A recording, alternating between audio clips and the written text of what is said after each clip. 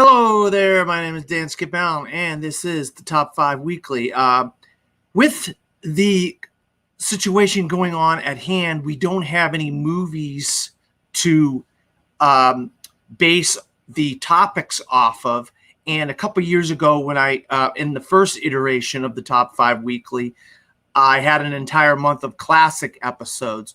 So because of the situation that we're in, I decided to do another month of classic episodes. And one of the topics is Billy Wilder.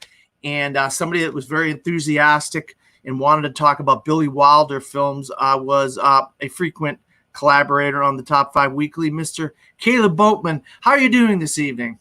I'm very good. Very happy to talk about Billy Wilder. I think he's one of the most interesting filmmakers ever because he makes so many different types of movies, and a lot of them are just fantastic. So I'm very excited because I think there are so many different combinations of 5 movies that somebody could put on, and I would not argue with any of those because there are so many great films that this guy has done.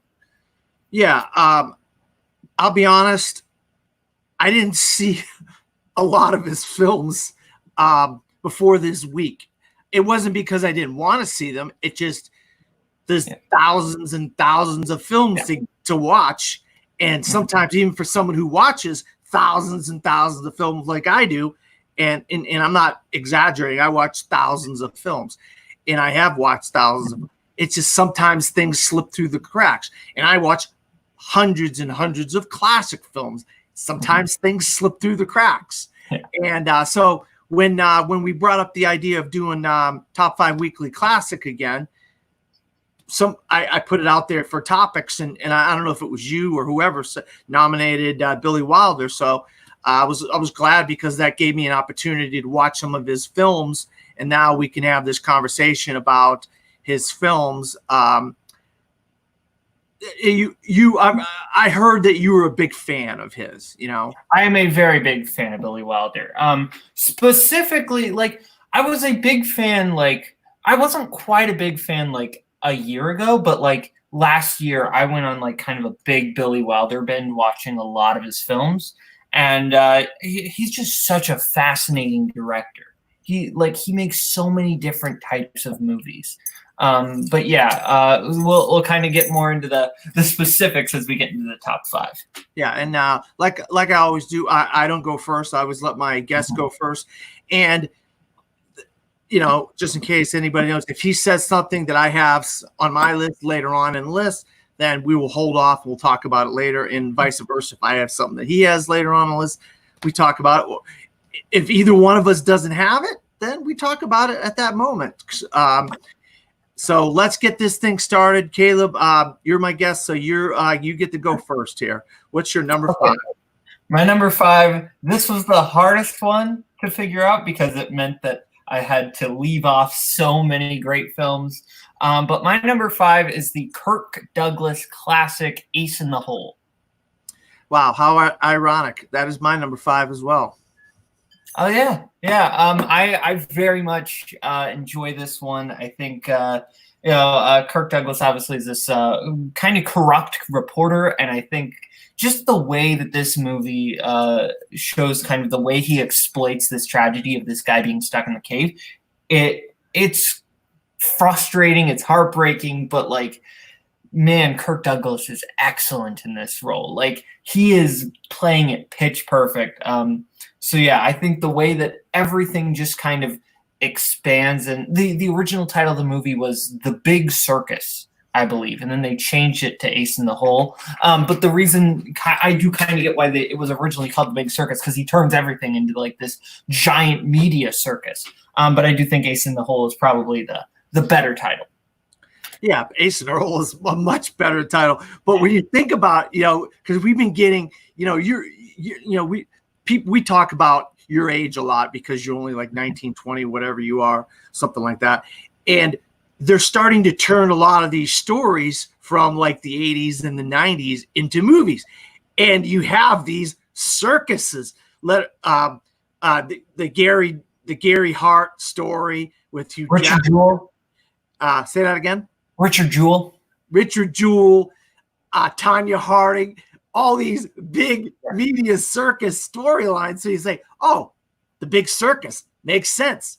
33 miners stuck in a hole, 33, and then they just disappear and they go on to the next story, But this is so far beyond.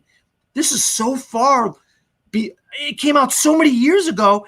There was no such thing as like a big media circus back, but now we know it's such an obvious thing, the media circus, But Ace in the Hole is, how can you get, that's such a cool name, Ace in the Hole, Yeah.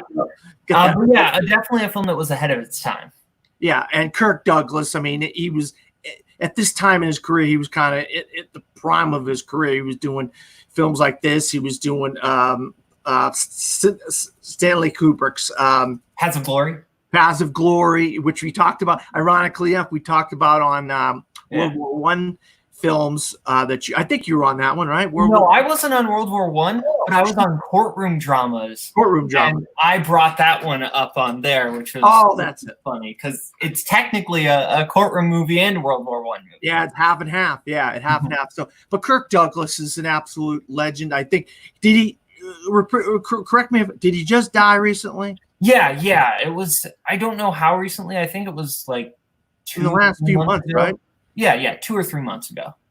Yeah, so this guy is like an absolute legend in Hollywood, and this is one of Billy Wilder's first movies. Am I correct? Like one of the ones where he got to produce, direct, and write. So he was like the big guy on set at this point, right? It wasn't like very, very first because he had already done like Sunset Boulevard and Double Indemnity at this point. But this was definitely when he was still like kind of breaking through a little bit, but he had already been nominated for like a bunch of Oscars. Okay, never mind. I forgot I said that. But yeah, about this guy who's trying to get a job and he'll work for less money, and he's like toiling away in Mexico and all this stuff, and he finds this guy stuck in this shaft who's trying to unearth antiquities, and then he causes this whole thing, and he inadvertently causes the guy to die, or advertently. I don't know how you look at it, but yeah, it was such a crazy story for a movie for back then. What was it, the 40s?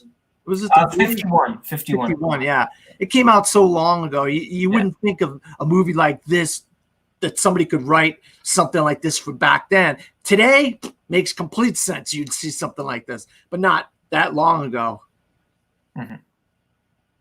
Yeah, definitely. All right, so that was my Ace in the Hole was my number 5 as well. So we both had the same number 5. So that means we bounce it back to you. What is your number 4? My number 4 is another film we talked about on the Courtroom Dramas episode. It is Witness for the Prosecution. I do not have that on my list. So wax poetic about Witness of the Prosecution. I don't want to talk too much about it just in case anybody watching hasn't seen it, because I think it's a film that is very much best going in knowing as little as possible about the movie. But the basic premise, Charles Laughton is this lawyer who kind of takes his case of this guy who has been accused of murder. And Charles Laughton, fantastic. He is legitimately excellent as this kind of curmudgeon old lawyer, and I think he's fantastic. And there's a lot of good comedy between him and Elsa Lanchester, who plays his nurse, and there's a lot of good fun stuff in there with that. And just the twists that this story takes as they're trying to figure out the innocence of this guy and how to prove him innocent, I think is fantastic. It's a legitimately good mystery. It's a legitimately good comedy, and it's a legitimately good courtroom drama, which that's what Billy Wilder does best, is blend genres. Most of his movies aren't just one thing. There are a bunch of different types of movies blended together into kind of one thing. Yeah. No, you're right about that. From the movies that I have watched, I've noticed they do have different genres within one movie, and that does make his movies great. And I guess I got to really see this Witness for the Prosecution. I just haven't had an opportunity to see it. But I'm a big fan of courtroom dramas. I got stacks of courtroom dramas on Blu-ray and DVD. So I really want to get a chance to see that one. I just have not seen it yet, so I can't put a movie on my list that I haven't seen. So I don't know if you're going to say to hold off on this one or not, but I'm going to try to see if I can get to talk about my next pick. My number 4 was a film called Double Indemnity. Do you have that on your list? That barely missed my list. Okay. So Double Indemnity is about a guy. It's about an insurance man. I got the played by Fred McMurray. He goes to this house to basically get this guy to re-up his car insurance or whatever, his house insurances and car insurance. And he meets his wife, and she's played by Barbara Stanwyck, and her name is Phyllis Dietrich, and the husband's name is Mr. Dietrich, and he's played by Tom Powers. And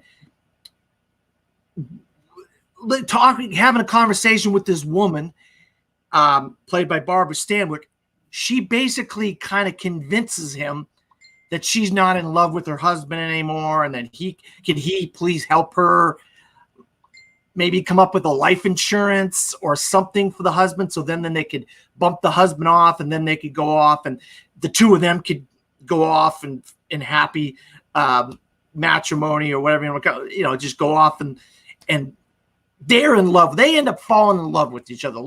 That's basically what the plot of the movie is. And this is a film noir by I think I'm doing the same thing you're doing right now, but I'm trying to talk and try to listen to. Are you looking at a particular chat while we're doing this right now? No, I'm looking at Wilder's filmography right now, so I can see the Oscars and stuff. Oh, okay, all right, yeah. I got like getting all these notifications right now. But we also have Fred McMurray's insurance company, the company he works for. His boss is kind of like a curmudgeon kind of guy, and so you have these two things going on. You got him trying to help Stanwyck prepare the murder of her husband, and then you got him dealing with his insurance company. So whether or not they can get the insurance money, and they can go off and live happily ever after. Just a great film. Stanwyck, man, she is a cold-hearted woman. She didn't come across that way at the beginning, but towards the end, you realize what her true plans are in this whole thing. Then you also got Dietrich's daughter, and you got her boyfriend, which that's another subplot in the movie. Very good movie. I saw it first time I've ever seen this movie. Never seen Double Indemnity before. Saw it for the first time today, and I really enjoyed it. What do you think about Double Indemnity? Oh, this is a fantastic film. I think it's almost like the precursor to like the erotic thrillers that would be coming out in like the 80s and the 90s, like films like Fatal Attraction and Basic Instinct. Like it's kind of like that type of movie, but more done in more like a 40s film noir style. And my favorite element of this movie is Edward G. Robinson as Fred McMurray's boss, because they build him up to be so smart and so tactful, but also Fred McMurray to be so smart and so tactful that it's such a game of cat and mouse of who's going to get caught. And I love it because it's such a game of wits with like dire consequences that it's such a fantastic film. It broke my heart to have to leave it off this list. That's why. Wow. Yeah, you really have delved deep into Billy Wilder's filmography if you left this off your list, because this is a great film. And the thing is, I thought honestly, it's a movie, so they're not going to get away with it. But I said, oh, these guys are going to get away with it. They're going to get away with it. Oh God. Yeah, that's why I was so sad that I only have 5 spots, because there are so many movies I love that I can't quite put on there because you only have 5 spots. Yeah. That's the thing.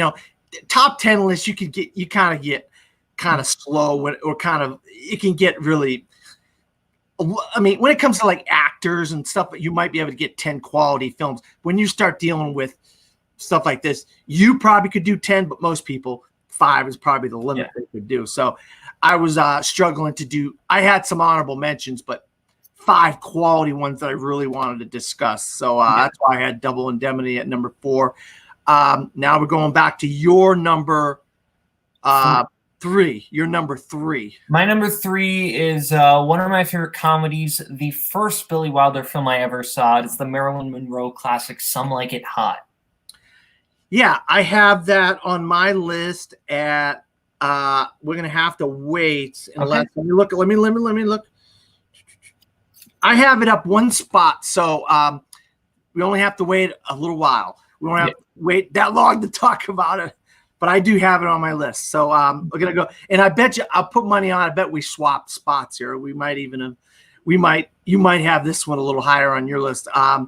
My number 3 is The Apartment. That's a little bit higher. Higher. So we'll wait on The Apartment. We're gonna wait on Some Like It Hot. Okay, what is your number? Wow, we're moving through this so freaking fast. But we're gonna get some time to talk about these here in a minute. What was your number 2 now? My number 2 is the incredible World War II William Holden film Stalag 17. Stalag 17. Oh, you know what? I saw this in high school, but I do not have it on my list. And you know, it's funny. This is a real quick. You know what? Real quick, I'll tell you. There was a teacher. He was a history teacher in the school that I went, and he was. We have these portables. These portables where the classrooms in like a small building because they don't have enough rooms in the school to put all the classrooms. We had like 30 of these portables. Each portable was a classroom, and you know what his classroom was? They called it Stalag 17, Portable 17. So they called it Stalag 17. And I always got a kick out of that. Stalag 17, that's cool. The guy was a cool guy. So go ahead. You talk about Stalag 17. Oh, yeah. No, this is a fantastic World War II film centered around a group of prisoners of war back in Germany in World War II, American soldiers. And it's an incredible film because it's not, like, there are a lot of great films centered around POWs, but this is a film that it's not like just about like the escape. It's not just about, it's about like the downtime. It's about the in-between times when nothing's really going on and just lets these characters just kind of exist as humans. And I love that in a film. But there is a lot of like thrilling moments, a lot of intense moments. There's kind of a question of, who is this rat? Because the part of the premise of the movie is somebody is giving information to the Germans, to the German soldiers of like escape attempts and stuff like that, but nobody knows who it actually is. And that's one of a great mystery in the film. But there's also a lot of like good comedic moments, and just it's a very like kind of tight, contained film. But it is fantastic because these characters are so well written, especially William Holden's character. Yeah. I was just going to say William Holden is fantastic in Stalag 17. You know, it's an underrated World War II film. It is. You don't hear a lot of people talk about Stalag 17, but it is a great film. There's just so many World War II films that it just doesn't come up a lot of times when people are talking about World War II film, especially during that era. There's so many, The Longest Day, and then of course as the years have gone by, the 70s, 80s, 90s, whatever, we get more and more World War II movies, so it kind of slips back into people's memory, and they don't realize, you got the Japanese front, you got the German, you got the European front, you got all these different places. Africa, Italy, you got all these. So there's so many stories that can be told, and there's so many movies based on all these different stories.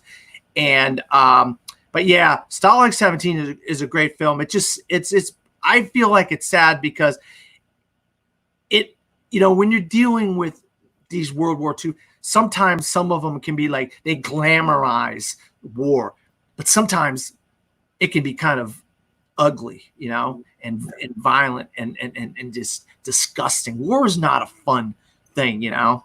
Mhm. So yeah, Stalag 17, great film. I saw it back in high school. I haven't seen it since, but I did see it back in high school. So that was your number 2, I believe. Yep.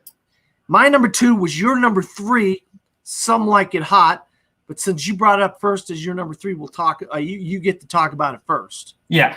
Oh, this is just a very fun madcap comedy. You got Jack Lemmon and Tony Curtis, who to avoid the mob, have to pretend to be 2 women musicians, and it's just fun. This is just an incredibly fun movie. Marilyn Monroe is in there, and she plays Sugarcane, and she's incredibly funny. And there are just so many different like fun situations that this movie gets into, and so many great one-liners. And I can't talk about this movie without smiling because it's so fun. And Jack Lemmon and Tony Curtis, they work off of each other so well. The comedic timing in this is like perfect. Billy Wilder is clearly a great comedic mind, and I think as far as his comedy goes, I think this is his best like comedic work. This is his funniest movie. Yeah, I'll tell you right now. I rewatched it today. I had seen it before, but I rewatched it again today to kind of get it in fresh in my memory. And Tony Curtis and Jack Lemmon are fantastic. They're such yin and yang opposite each other. Then you throw in Marilyn Monroe, and she's fantastic in there. And then you got. What is the old guy that had the yacht? What was his name again? I'll look that guy up. Was funny as hell. Yeah, no, he was incredibly funny. I want to forget his name. Yeah, look him up. But like you said earlier, though, you said how Billy Wilder likes to mix genres. Well, he mixed a gangster picture with a slapstick comedy. Which, how could you do that? How do you mix a gangster picture with the slapstick comedy? And he does it perfectly because these guys are musicians. One's a cello player and one's a saxophone player, and they're playing, and all of a sudden they're witnesses to murder. And these gangsters see them, and they have to go on the run. So they end up dressing up as female musicians because they need 2 females. Ironically enough, they need 2 females to join this all ladies band that are going to Miami. They're, this is our perfect escape plan. We'll dress up as women. We'll go to Miami. No one's going to find us. We'll be there. We'll have fun. And of course, the slapstick comedy ensues when you're dealing with men dressed up as women. You're a little young, but you still know about it. Bosom Buddies with Tom Hanks back in the early 80s, with the Tootsie with Dustin Hoffman. Tootsie. So yeah, so we do have a little bit of that. But this is the first one that did that, and they did it fantastic. And then, of course, ironically enough, of all the things, this is the funniest part to me, is the gangsters. The gangsters show up at the hotel where these guys are performing, and it's the lovers. It's the lovers of Italian opera convention. Of all the things in the world, and there's a bunch of gangsters, so the name of the convention is fake. It was just some weird name for them to get a meeting with all these gangsters in Miami in someplace warm instead of someplace cold like New York or wherever, or Chicago. All these guys are all from Chicago, So I thought that was kind of funny. But the one guy, he owns a yacht, and he basically proposes to Jack Lemmon's character of Daphne, Geraldine, then Daphne. He changes his name to, and he's such a funny guy. I mean, and then she's like, at the end of the movie, she's like, "Well, I got to tell you something, and I don't think we're good for each other." And he goes, and eventually, I'm a man. Well, nobody's perfect. Nobody's perfect. Nobody's perfect. It's like, what a great way to end the movie. I mean, I got such enjoyment out of that today. Mm-hmm. Oh yeah, it's an incredibly funny film, and that guy's name, the guy who plays Osgood, the guy who says nobody's perfect, that's Joe E. Brown. That's the name of the actor. Joe E. Brown. Was he? He was a revelation for. I've seen Some Like It Hot before, but I just didn't remember him until when I watched it. I'm like, wow, this guy's fantastic. Then if you look at the gangsters, they just look like gangsters. Oh, definitely, guys, don't they? And to kind of, they definitely do. They feel like something out of like a Cagney film or something like that. But to kind of bring back the gangster point of this was the gangster comedy. I would be surprised if this film like inspired movies like Analyze This and like those kind of gangster comedies that would come later, or like The Freshman. Like those films before this, they didn't really come out, but now like the gangster comedy is kind of a genre that pops up every once in a while, and probably because of something like Get Hot. Yeah. No, I mean, you can almost put money on it. This film inspired so many other just filmmakers and writers to come up with other things, and that's why it's such a classic, you know. And Billy Wilder's considered a great director and writer, because he came up with this stuff so far before the stuff that came 20, 30, 40, 50 years later. So that's Some Like It Hot, which was my number 2 and your number 3. So we're going to go to your number 1 now. All right. So my number 1 is your number 2, I believe, or your number 3, The Apartment. The Apartment with Jack Lemmon, Shirley MacLaine, fantastic film. Wilder and Jack Lemmon always work well together, but I think this is definitely their best work. And Shirley MacLaine is so heartbreaking in this film. She really works well here. Just real quick, Caleb, real quick. I cut out, the internet cut out for a tad there. Could you just start from the beginning where you went on when you started about talking about The Apartment? Yeah. So my number 1 is The Apartment. Jack Lemmon is absolutely fantastic in this film. I think he and Shirley MacLaine work off of each other so well. Shirley MacLaine is kind of really good as this very like sad performance that she's giving. Is fantastic. And you've got Fred MacMurray again, this time as this really kind of despicable, not very well likable boss. But this movie transitions seamlessly between romance, between all the scenes with Lemmon and MacLaine, between comedy where Lemmon has to kind of hide Shirley MacLaine and pretend all these different things with his doctor neighbor who is next door, and there's a lot of fun going on there.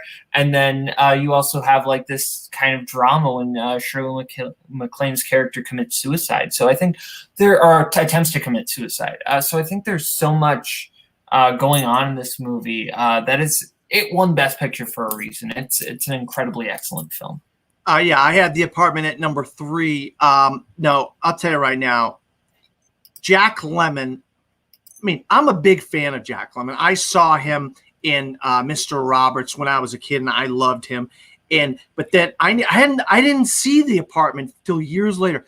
A buddy of mine, he's like crazy. He buys all this physical media, and he's like, "Oh, Arrow's doing a special box set of The Apartment." I'm like, "The Apartment? Oh yeah, you gotta see The Apartment. You gotta." So I ended up seeing The Apartment not that long later, and I really, really enjoyed this movie. Shirley MacLaine is fantastic as Kubelik, Fran Kubelik, and Jack Lemmon is C.C. Baxter.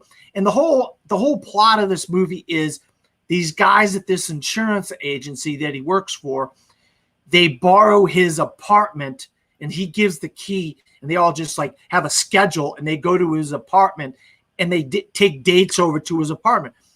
Then he ironically catches his boss at his apartment with the girl that he likes, and that is Fran Kubelik. And Fred MacMurray plays the boss, like you said. And finally, he puts his foot down and says, "You know what? No, you can't come to my apartment anymore." They did a movie a couple years ago, which is absolutely awful, called The Loft, basically based on The Apartment. But it's nowhere near as good as this film. This has got so many great character actors. Joe Walton. Is it Joe Walton? Is Hoblick or Hoblick or whatever the heck the guy's name is? Yeah, that sounds right. Yeah. The guys that are going to the apartment are like all these different, like they're the craziest characters. You know, they're like, they couldn't just put a bunch of boring guys in these roles. And so like he ends up sitting out in a bench waiting for Joe Walton to get done with the apartment, catches a cold. Like stuff like that happens, And like you said, she ends up getting left in the apartment because of Fred McMurray. He leaves her there, and he has to go next door to get the help of the doctor. And that's when they really have an opportunity to get their relationship going, CC Baxter and Fran Kubelik.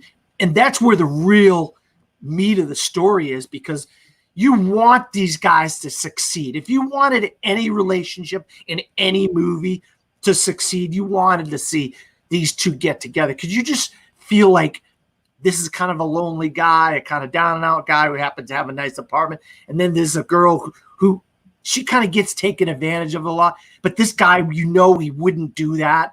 And she and him deserve each other, And that's the greatness of The Apartment, is it really has a heart to it. And of course, there's villains in this, and of course the villain gets theirs eventually, but we won't talk about that. We don't want to talk about all the subplots. I don't want to give everything away, but I kind of wanted to get into a little bit of The Apartment. And you got any more thoughts about it? I think you covered it perfectly. Like it's just such a wonderful film, and Lemmon and McClane they work off of each other so well. Yeah, absolutely. My number one is a movie that I saw just last night for the first time. Well, I said I saw 4 movies today. I meant to say I saw 3, and I saw 1 last night. And it's called Sunset Boulevard. That's my number 1. You did not have this on your list? No. This one missed my list a little bit, but it's a good film. Yeah, so I had Sunset Boulevard. It's basically the story of this guy who is kind of like poor, and he's got these guys coming to his house. They want to take his car away, and he lies to them. And he actually had his car hidden somewhere, and he goes and he's trying to sell a script that he's got. And turns out that the company, the Paramount, doesn't want to buy his script. They want to tweak it and change it, and it's not the script that he had. They want to turn it into, it was a baseball movie. They want to turn it into a movie about girls softball players or whatever. And so he ends up leaving, but then he sees the guys in the stoplight. He's on one side of the street and they're on the other, who are trying to get the car back because they want to take his car because he's 3 months behind on his rent, his car. He ends up with a flat tire, and he pulls over into this old rickety old house. It looks like an old house to him, until he walks up there, and then there's this old butler there, and there's this old lady there. And the old lady basically gets him to come inside, and then she basically gets him to be her slave or lover or whatever, mix of both of them. He does whatever she wants, but then she pays to get his car fixed. She pays to help pay his rent, and she's kind of like a, they call, what is it, money, what do they call that, daddy, sugar daddy. We have a sugar daddy, but this is like the opposite of a sugar daddy, right? Yeah Sugar mama. She's like a sugar mama to this guy before the term was ever created, I guess. I don't know. Yeah. And it turns out she was an old actress, and she was a silent star actress of the silent era. And her career is kind of washed up. And he basically talks to her, and she convinces him to write a script that she wants to star in. And you get Cecil B. DeMille in the movie playing himself. And it just turns into this crazy movie with these two, because he doesn't want to be like beholden to her. He wants his own career. He wants his own life, but she's desperate, and she needs his help and all this stuff. I mean, wow, what a great movie. I'm absolutely love this movie, Caleb. I've never seen Sunset Boulevard before, but I've heard people talk about it before. Mm-hmm. But when we were going to do Billy Wilder, I was like, well, I got to see Sunset Boulevard. I can't not see this movie going into this. And when I saw it, I just absolutely loved it. And of course, the line at the end of the movie, everybody knows the line. It's like this huge movie quip. I'm ready for my close-up, Mr. DeVille. Mm-hmm. Well, you got any thoughts? I'm sure you got a lot of thoughts on Sunset Boulevard. Oh yeah, it's a great film. William Holden and Gloria Swanson is absolutely like pitch perfect, playing this like you don't quite you get the sense that she was this great actress, but you don't quite feel safe around her. You know she's a little bit off upstairs, you know. But yeah, it's just a fantastic kind of noir film. The reason why it didn't make my list, partially it's because I haven't seen it in like a while. It was one of the first Wilder films I watched, and I just haven't seen it in a while, so I didn't quite like a lot of these other ones I've seen more recently, so they're a little bit fresher. But it's definitely a fantastic film and a good #1 pick. Yeah. I wanted to see all these other ones. Like I said, I watched 3 today, and I didn't want to make my list up too soon. But when I looked at the films, I was like, okay, I got to put Sunset Boulevard because I could really relate to the down and out aspect of this character, getting his car taken away, can't pay his rent, and then like, I'd love a sugar mama. I love a sugar mama, Caleb, man. Can I get a sugar mama? No, I'm just joking. I'm just kidding around. I could use a sugar mama, man. But no, maybe that says something about me. I don't know, but but I absolutely love this film. I can see why it's such a revered film. But let's get into some honorable mentions. I'm sure you got a bunch of them. Yes, I do. So honorable mentions, Irma La Douce. It was the second film that Shirley MacLaine and Jack Lemmon did with Billy Wilder. It's a fantastic film, a little bit more comedic, but it's a very, very funny film. The Lost Weekend, the Best Picture winner, Ray Milland plays an alcoholic writer. The Marilyn Monroe classic 7-Year Itch. And a very underrated Billy Wilder film that I would be remiss if I didn't mention is The Fortune Cookie. Walter Matthau won the Oscar for it. And it's Walter Matthau and Jack Lemmon, who they're an iconic duo for a reason. No, I mean, people don't realize that those guys had careers before the 90s. They were stars in the 60s, in the 70s. In the 90s, whatever reason, they just came back. Somebody just decided, you know what, let's bring these guys back. And they had like a whole revisionist history of their whole career. Like the 90s, they became like, these huge stars again, which is the weirdest thing, because they disappeared in like the 80s, like 70s, they kind of disappeared. But Walter Matthau had Bad News Bears in the 70s, right? So but it was mainly the 60s that those guys really were kind of stars. Especially Jack Lemmon had a ton of great films in the 60s, right? What was it? What was the Vietnam? Was he in a Tiger something? Tigerland? Save the Tiger. Save the Tiger, which he won an Oscar for. That. So, but Walter Matthau was another one that had great. And then they both their whole careers got revised in the 90s. But yeah, I had the 7-Year Itch on here, and I had Sabrina, the classic Sabrina with Humphrey Bogart, which they remade with Harrison Ford and Greg Kinnear, and I think that was in the 90s too. Sabrina, I mean, a lot of people think the remake is better, but I'm a big fan of Humphrey Bogart, which, when I did classic Top 5 Weekly Classic a few years ago, we did do Humphrey Bogart, and so that was one I did back then. I don't know why. I haven't seen The Witness for the Prosecution, but I have it here on my honorable mentions. Probably because you talked about it on the last one of the other episodes. Like I'll put that as an honorable mention, even though I haven't seen it yet. But that is it for Billy Wilder. We don't get, when you only have 2 people, there's only so much you could say. But I was glad you brought this topic to my attention.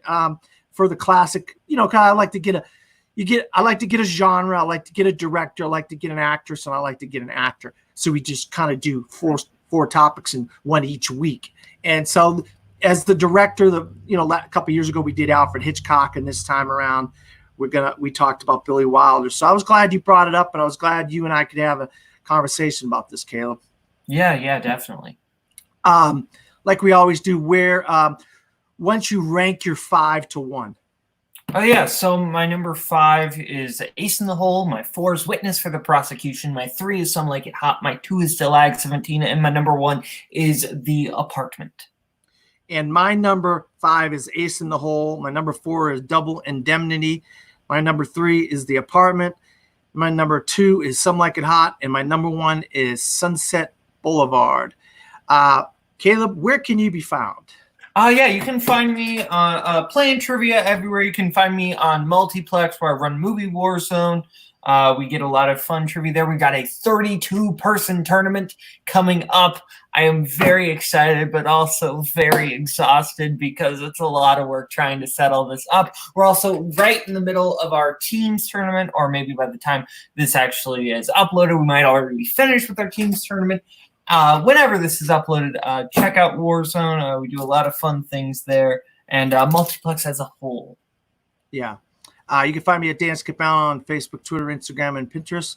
Also, I'm a film critic. I write film reviews for a website called Disappointment Media. That's DISIPPIONTMEDIA.com. Disappointmentmedia.com.